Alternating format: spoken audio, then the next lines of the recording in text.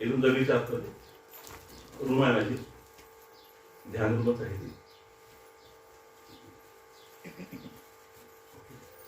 हा बंद होईल का? कुठे तुला आवाज येणार? ऑटोमॅटिक बंद होतं. बाकीचे माईक बंद करणार. ओके. त्याचे स्विच करून टाकायचे.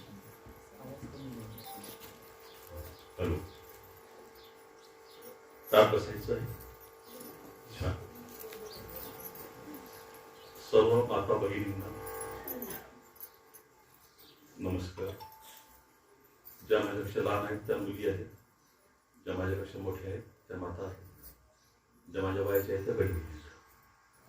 अशी कॅटेगरी. भाऊ आहेत, दादा आहेत, काका आहेत, मामा आहेत.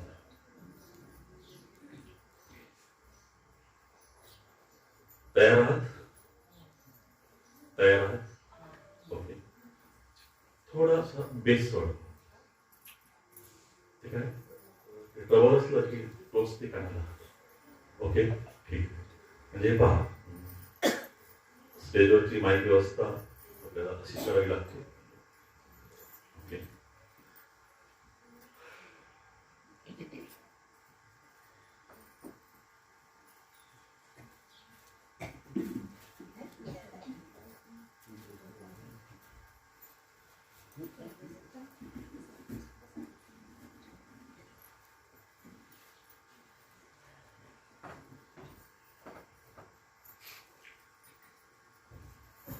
आपण पहिले काल श्वासाचं बघितलं होतं. श्वासाचं तर पहिले सांगून देतो तुम्हाला. श्वासाचं म्हणजे नाम धारण करायचं, शरीरामध्ये धारण करायचं, ते काल आपण सांगितलं. त्याचंच पुन्हा विवेचन करतो. नंतर आपण ध्यानाकडे वळूया. तो कसा घ्यायचा? आपल्याला 4 प्रकारे श्वास घेता येतो. पहिला साधारण श्वास, दुसरा दीर्घ श्वास, यामध्ये छातीची पोट फुगलं पाहिजे. हे पूर्ण आवश्यक आहे. नुसतंच जर छाती फुगली तर त्याच्यामध्ये जे अवयव आहेत, जसं फुफ्फुस आहे, काय होतं, ते प्रसरण पावतं आणि खाली दबाव निर्माण करतं. खाली आपल्या शरीरामध्ये कुठल्याही प्रकारच्या आत आणि बाहेर व्यवधान येऊ नये म्हणून दोन्ही गोष्टी आपल्याला फुगाव्या लागतील.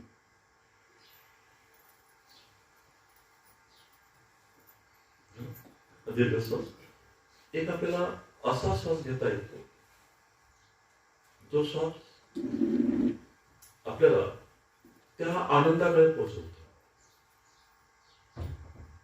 आपण सर्वसाधारणतः जनरली आपण एका मिनिटाला 15 ते 18 श्वास घेतो.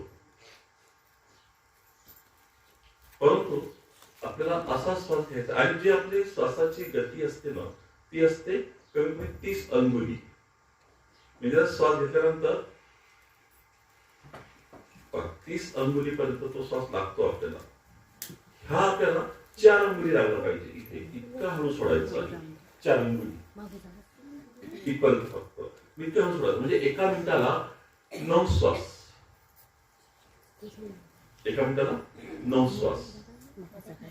माझी प्रगती सांगतो. ताई पुढे या. मी एका मिनिटाला 3 श्वास घेतो. नेहमी नाही. जेव्हा मी ध्यानामध्ये जातो तेव्हा 3 श्वास घेतो. नेहमी तर आपला 15 ते 18 श्वास येतोच. पण जेव्हा आपण ध्यान करतो तेव्हा एका मिनिटाला 3 श्वास. जेव्हा आपण याची शरीराला सवय निर्माण करतो तेव्हा आपण त्या आनंदाकडे नक्कीच पोहोचतो. म्हणजे वारकरी संप्रदायातून इकडे आल्या तसं बस त्यांचाच भाऊ मी यावं समजा. मी पण हरिद्वारला 3.5 वर्ष वैदिक अभ्यास करून पौरोहित्यामध्ये शास्त्रीय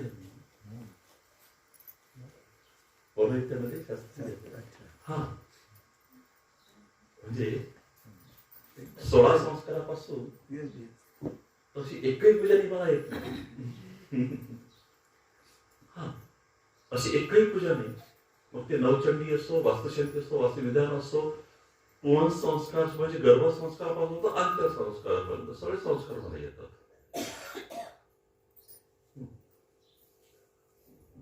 जेव्हा मी संप्रदायाच्या संपर्कात आलो, आधी करायचो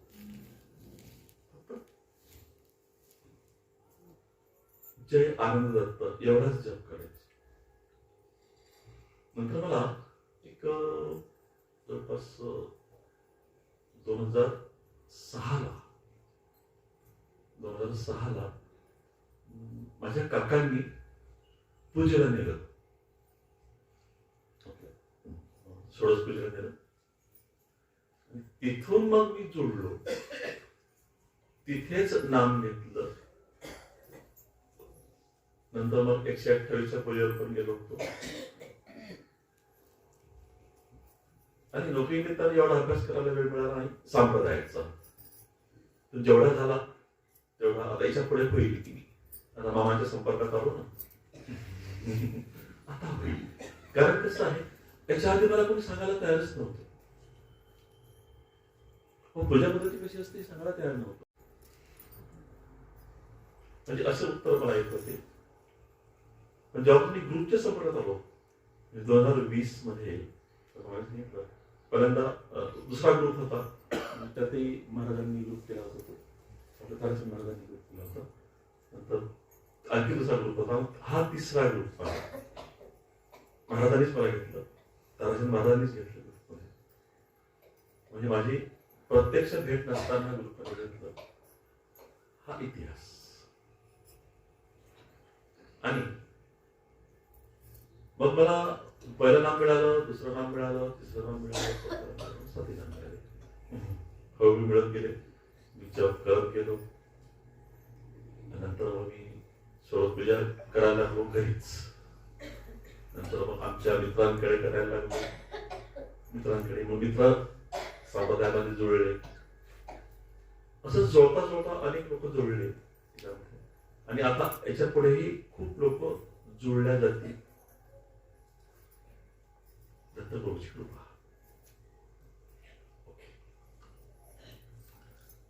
श्वास पहिले घेऊन घ्यायचा, पोट भरून श्वास घ्यायचा. आपण पोट भरून जेवण करतो ना, पोट भरून श्वास घ्यायचा. श्वास घेतानाच तो मग नाम घ्यायचं. ते पहिलं नाम श्वास घेतानाच घ्यायचं. आणि श्वास संपल्याबरोबर नासागरी दृष्टी म्हणजे ज्ञानचक्षुवर दृष्टी स्थिर करायची. आणि पुन्हा तोच मंत्र श्वास सोडून द्यायचा लगेच. आणि मग आता श्वास घ्यायचा आणि सोडायचा नाही, मग तिथं शून्यता निर्माण करायची. आलं का लक्षात? पुन्हा सांगू का? तुम्ही कशी सांगता? क्रिया समजली? चला, 7ही नाम. पहिल्यांदा 7ही नाम. नंतर आपण ध्यानाकडे वळू. डोळे बंद,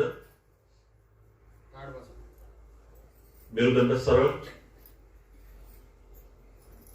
श्वास घ्या, श्वासाबरोबर नाम घ्या.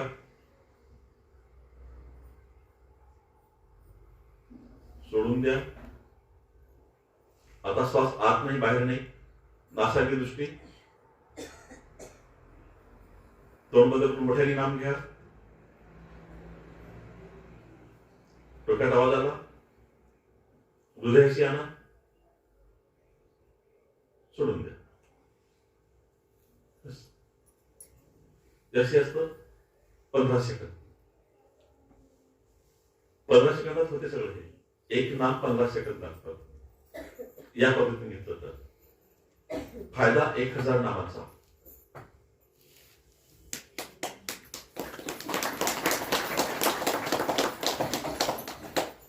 फिरते 1000 पाकळ्यानंतर फिरते.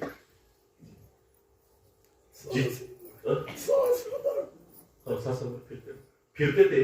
मग जेवढ्या वेळा फिरलं तेवढे तुमचं नाम झालं. 1000 पाकळ्यातून फिरलं. इथपर्यंत समजलं? पुन्हा सांगायची गरज आहे? प्रॅक्टिकलपणा करायची गरज आहे, करून बघा. याचा अर्थ असा आहे, आपण श्वास घेतलाय, श्वासाबरोबर नाम घेतलाय, पोटाचा भाग फुगलेला आहे, छातीचा भाग फुगलेला आहे आणि हळूवार आपण श्वास सोडतो. आवाज म्हणजे मोठ्यानं म्हणून आतल्या आत पोट न उघडता आतल्या आत मोठ्याने म्हणणे म्हणजेच परावाचेतून उद्गार नाही. श्वास सोडला, श्वास सोडल्यानंतर श्वास घेणे आणि सोडणे दोन्ही क्रिया बंद. दृष्टी खाली म्हणजे नासाग्रही, पण लक्ष कुठं? परस्वरूपात. लक्षण सांगते, परस्वरूपाला ध्यान लावायचं. अशा पद्धतीचं जे वर्णन आहे, तेव्हा त्याचे आतमध्ये जी हवा फिरते, जेवढे चक्र ते फिरल, जेवढ्या पाकळ्या असतील तेवढा त्याचा जप झाला. म्हणजे एक साधन आहे. या साधनात आपण जास्तीत जास्त नामस्मरण कमी वेळात प्राप्त करू शकतो, असा त्याचा अर्थ आहे. धन्यवाद. कमी वेळात जास्त नामस्मरण करणे टेक्निक, याचे लाभ अनेक आहेत. मला मी लाभ सांगतो. सर्वात पहिलं, तुमचा राग शांत होतो, सहनशीलता वाढते, तुम्हाला परस्वरूप कळायला लागते, सूक्ष्म स्वरूप कळायला लागते, मग निर्गुण स्वरूप कळायला लागते. निर्गुण स्वरूपाचं वर्णन शब्दामध्ये कसं करायचं? काल महाराजांनी सांगितलं, फूल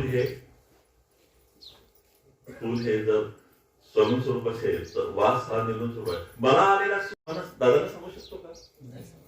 त्याची मला जी अनुभूती आहे ती अनुभूती मी दादाला नाही सांगू शकणार, किंवा दादाला जी अनुभूती आहे ती मला सांगू शकणार नाही. कसं सांगायचं? त्या सुवासाचं वर्णन कसं करायचं? अनुभूती आहे आणि ती अनुभूती आज आपल्याला घ्यायची आहे. तीच अनुभूती आज घ्यायची आहे ध्यानातून. तयार? तार बसताय? ओके. आता एकदम डोक्याचे विचार पहिले काढून टाका. तुम्ही काढता की मी काढू? तुमच्या डोक्याचे विचार. हा, आता या क्षणी तुम्ही कोणाची माता नाही, कोणाची मुलगी नाही, कोणाची बायको नाही, कोणाची बहीण नाही. तुम्ही सध्या इथे फक्त एकटे आहात. तुमच्या बाजूला कोणी बसलेलं नाही, तुमच्या समोर कोणी बसलेलं, तुमच्या मागे कोणी बसलेलं नाही. तुम्ही फक्त एकटे आहात. तुम्ही सगळे एकटे आहात. पूर्ण ब्रह्मांडात एकटे आहात. ही अनुभूती घ्यायची आपल्याला आणि तिथून आपल्याला आता त्या परम पूर्ण पुरुषाच्या भेटीला जायचं.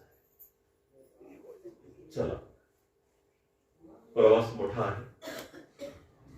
प्रवास मोठा आहे.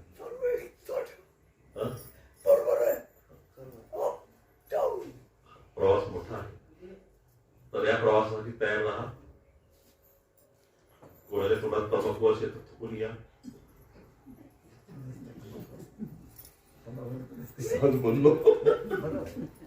मानताक, पाठताक, नजर समोर, डोळे बंद. कुठल्याही प्रकारचे हालचाल, निश्चल शरीर. तुमच्या श्वासाचाही इतरांना त्रास होऊ नये इतका श्वास हळू घ्यायचा आहे.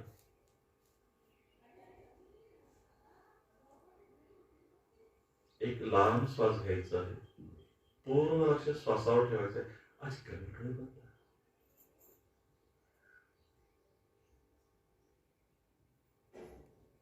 डोळे पूर्ण बंद करा, भिवू नका. लहान श्वास घ्यायचा आहे. पूर्ण लक्ष श्वासावर, हळूच सोडून द्यायचं आहे. पुन्हा एक लहान श्वास घ्यायचा आहे. हळूच सोडून द्यायचं आहे. पूर्ण लक्ष श्वासावर, एक लहान श्वास घ्यायचा आहे. पूर्ण लक्ष श्वासावर सोडून द्यायचं आहे.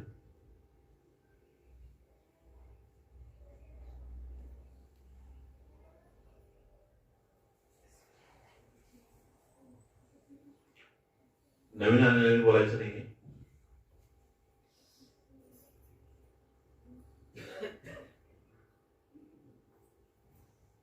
मी काही अंक म्हणेल,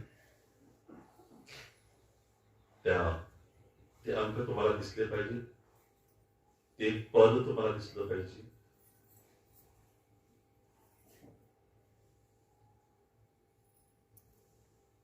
चाळीस,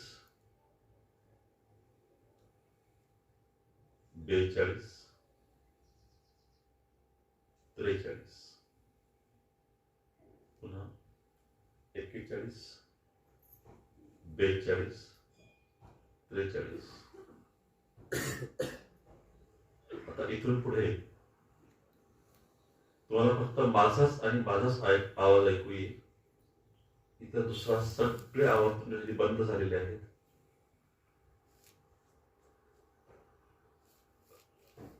आपण एका बागेमध्ये आलेलो आहोत. पूर्ण फुलांची बाग आहे. अनेक फुलं, अनेक प्रकारची फुलं त्या बागेमध्ये आहेत. अनेक प्रकारची फुलं त्या बागेमध्ये आहेत. पूर्ण बाग पाहत पाहत पाहत पाहत तुम्ही शेवटच्या गेट पर्यंत आलेले आहात.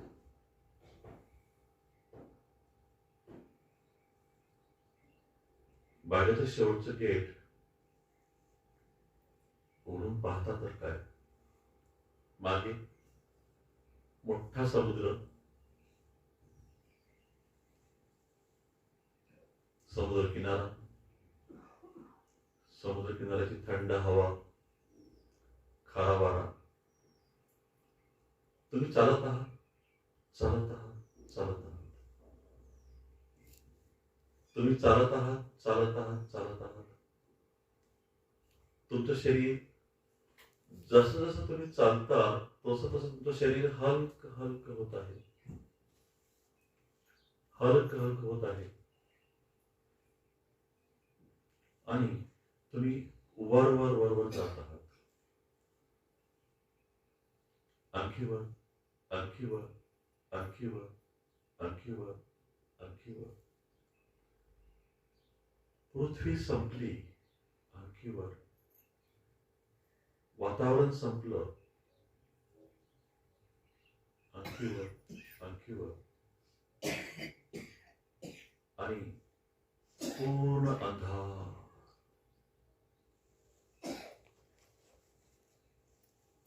पूर्ण अंधार. तुमच्याकडे दिव्य प्रकाश आहे, आनंदाचा प्रकाश आहे. त्यामुळे तुमचं शरीर प्रकाशमान आहे. तुमच्या शरीराचा पूर्ण प्रकाश पडतो आहे. आणखी वर, आणखी वर, आणखी वर, आणखी वर. एक पूर्ण प्रकाश प्रदेशामध्ये तुम्ही प्रवेश केला. पूर्ण प्रकाशमय प्रदेशाने प्रवेश केला. आणि हळूच अलगद तुमचे पाय, पूर्ण प्रकाश तुमच्या शरीराच्या आरपार जात आहे. पूर्ण प्रकाश तुमच्या शरीराच्या आरपार जात आहे. पूर्ण प्रकाश. आणि हळूच तुम्ही एका बर्फाळ भूमीला स्पर्श केला.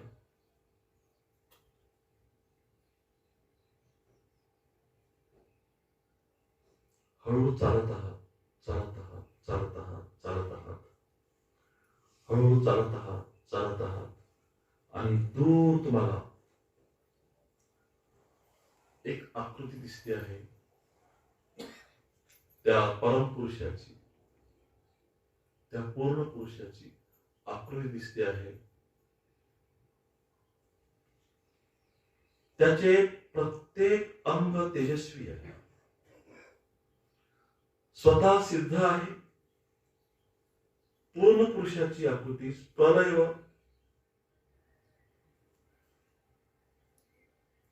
निर्माण यांच्या वेगळी, ज्याला अंत नाही, ज्याला आधी नाही, असा पूर्ण पुरुष, पूर्ण प्रकाशमय आकृती तुम्हाला दिसत आहे. पूर्ण प्रकाश, त्या पूर्ण प्रकाश स्वरूपाचे ध्यान तुम्हाला दिसते आहे. ते रूप स्वतः सिद्ध प्रकाशपर असून सर्वांचे वेगळे आहे.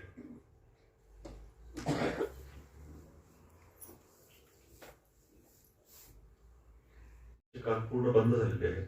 नेत्राच्या बिंबातून, त्या नेत्राच्या बिंबातून अत्यंत स्वच्छ आकार असो, किरणाने दैदिप्यमान आहे. पूर्ण किरण त्यातून निघत आहेत. डोक्यावरचा मुकुट असा मोठा आणि उत्तम जटांनी रत्न किरणांच्या समुदायाने युक्त असा मुकुट आहे.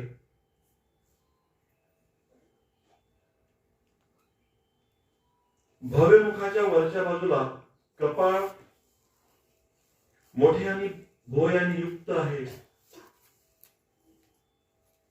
तेजाची पूर्ण तेज, त्या तेजाची पूर्ण राशी असून अनंत चंद्र सूर्याच्या प्रभेप्रमाणे महातेज महाबिंब आहे.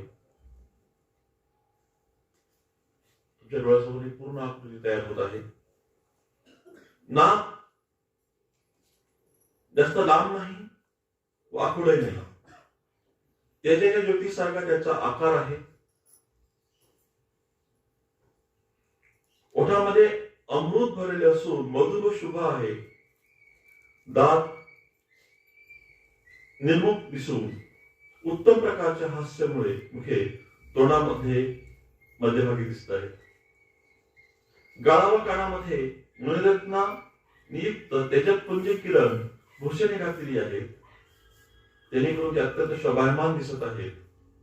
गळ्याच्या ठिकाणी 3 रेषा असून फारच मनाला रमविणाऱ्या अशा आहेत. कंठाचा मध्ये भाग व घाटी यांचा आकार उत्तम असून फार शोभा देत आहे. गळ्यात अनेक प्रकारचे हार आहेत. त्यात मोत्यांचे हार अगदी शुद्ध निर्मळ आहेत. ज्या सुतात ते मोती ओलेले आहेत त्या सुताच्या तेजाने सुद्धा हृदय फार शोभायमान दिसत आहे.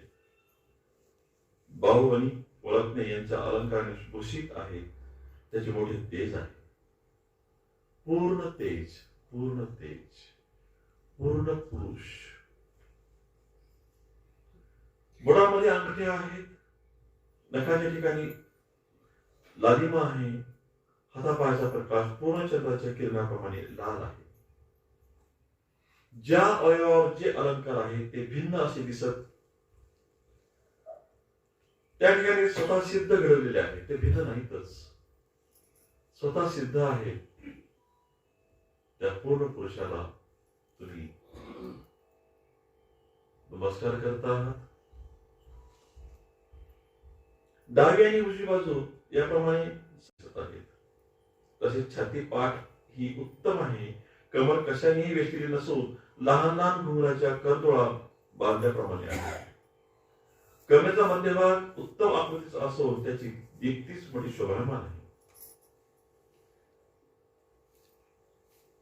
पायाचा वरचा व खालचा भाग बोट सुद्धा लाल आहे.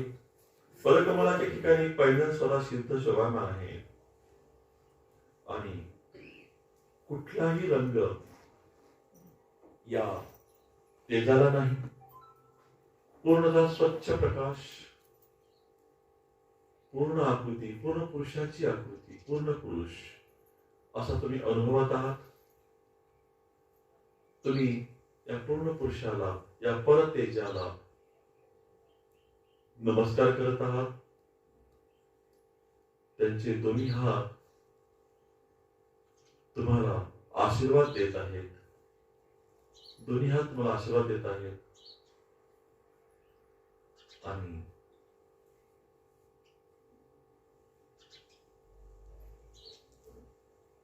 तुम्ही ओळखलं कोण आहे.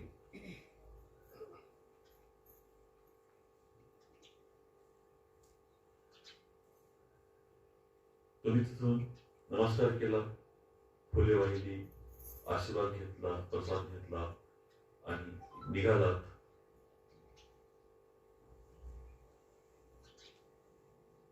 निघाला, परत येत आहात, परत येत आहात, परत येत आहात.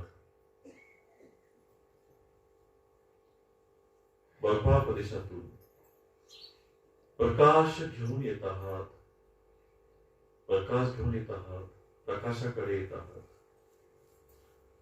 हळूहळू तुम्ही खाली येत आहात, खाली येत आहात, खाली येत आहात, खाली येत आहात. पूर्ण प्रकाश घेऊन खाली येत आहात, दिव्य तेज घेऊन खाली येत आहात,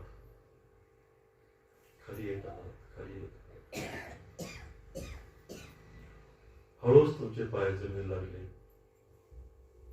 तोच समुद्र किनारा. हळूहळू चालत चालत तुम्ही बगीच्याकडे आले, बागेकडे आले.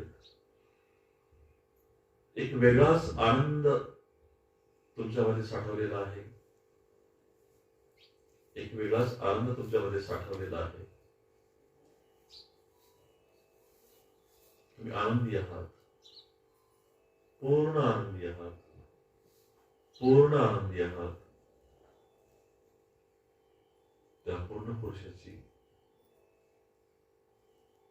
पूर्ण तेज तुमच्या मनामध्ये भरलेला आहे.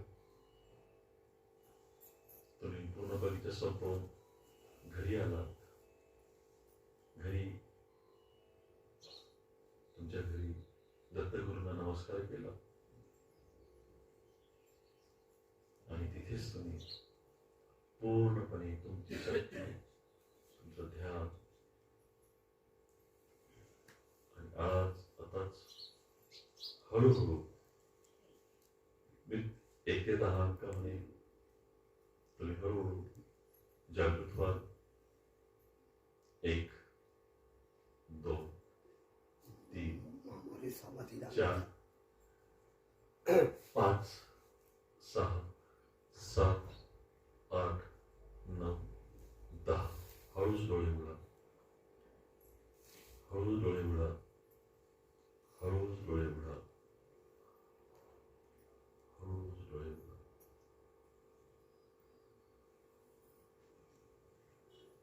हळूच डोळे उघडा. आनंदाय नमो नमः, आनंदाय नमः, आनंदाय नमः, आनंदाय नमः. आनंदाची परिस्थिती देईल बदल. 1 मिनिट असे समावून राहा. पूर्ण अनुभूती घ्या. तुम्ही कुठे गेला होता? पूर्ण अनुभूती घ्या, अनुभूती घ्या आणि डोळ्यावरून हात फिरवा. अनुभव घ्या.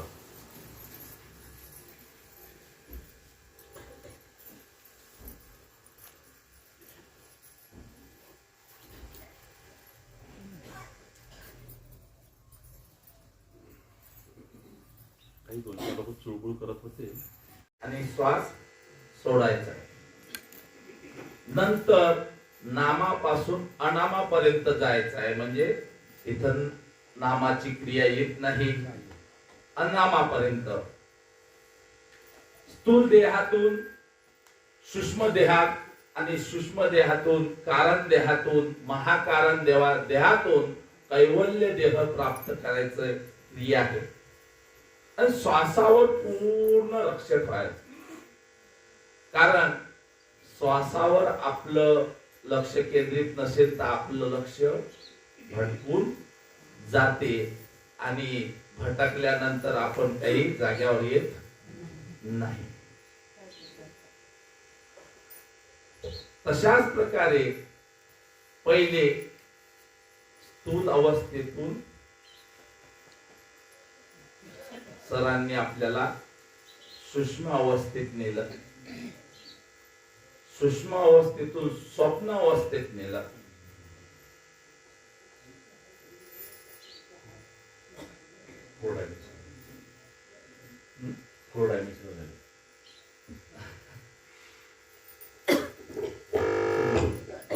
तुम्ही सांगा.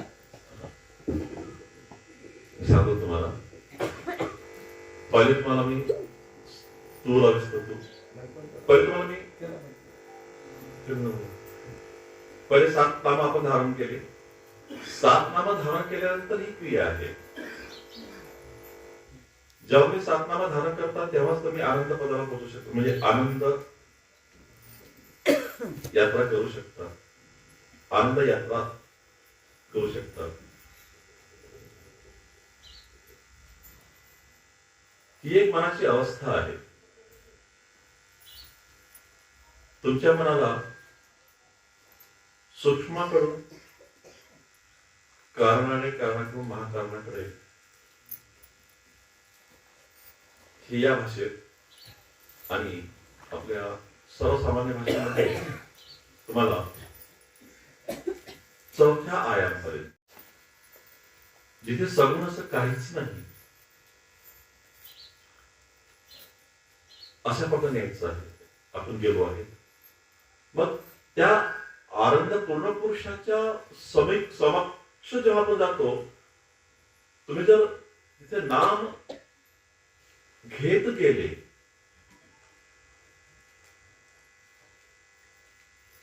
आधी नाम घेऊन घेतलं ना आपण, नंतर आपण पूर्ण पुरुषाच्या भेटीला गेलो. मग समजा तुम्हाला महाराजांच्या भेटीला यायचं आहे, मग तुम्ही ते ताराचंद महाराज ताराचंद महाराज ताराचंद महाराज असं कराल का? नाही करणार. तुम्ही त्यांच्या रूपाकडे पाहत राहा, त्यांचं रूप डोळ्यात भरून घ्या. बापू समजलं का? समजलं ना? काय समजलं? समजला का?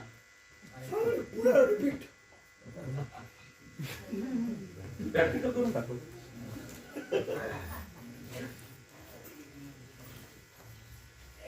मी नाम धारण केले आता.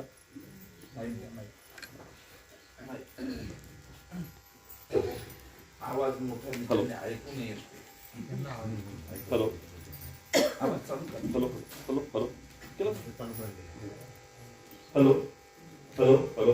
हा, मी नाम धारण केले आता. समजा नाम धारण समजून जात नाम धारण केले आणि मला आता त्या पूर्ण पुरुषाच्या भेटीला जायचं आहे आणि त्या पूर्ण पुरुषाच्या भेटीला गेलो. आता पहा बाईक आता मी नाम धारण केले, पूर्ण पुरुषाच्या भेटीला आलो.